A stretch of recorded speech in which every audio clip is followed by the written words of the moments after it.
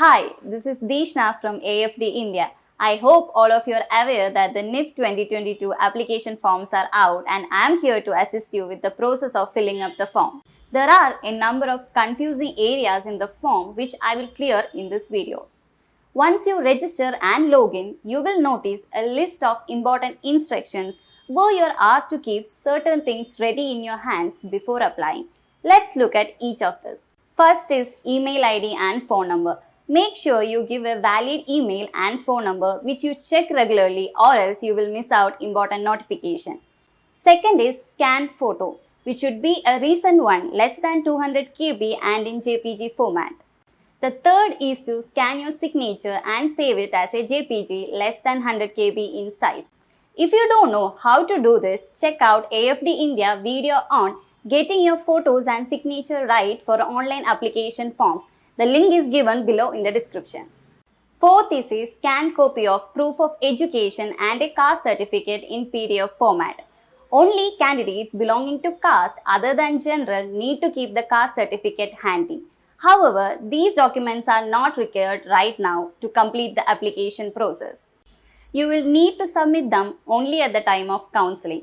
So, if you apply under a reserved category such as SC, ST, OBC or EWS and are unable to produce a valid category certificate at the time of counseling, your application will be considered for open category seats only. You cannot change your category once you have submitted your form. If you are yet to write your 12th board exam in 2022, you will not have any document as proof of education as of now. But later, at the time of final admission, you will have to produce a letter from your school based on which you will be given provisional admission. The last thing on the list is the mode of payment.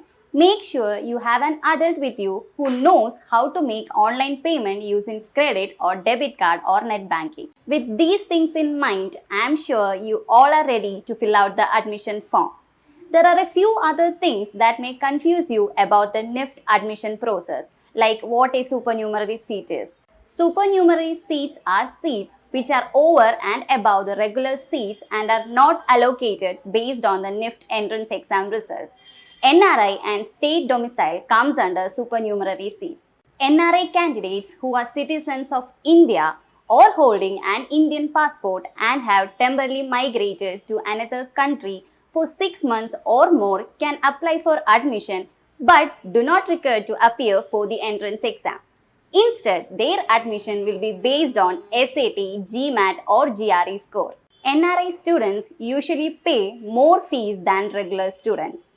You can also take admission under the state domicile category. You have to write the NIFT entrance exam and provide a certificate from your school stating that you have completed the 12th class exam from that particular state. State domicile seats are available only in non-metro cities like Kannur, Srinagar, Shillong, etc. News centers in Delhi, Mumbai or Hyderabad and others do not have any state domicile seats.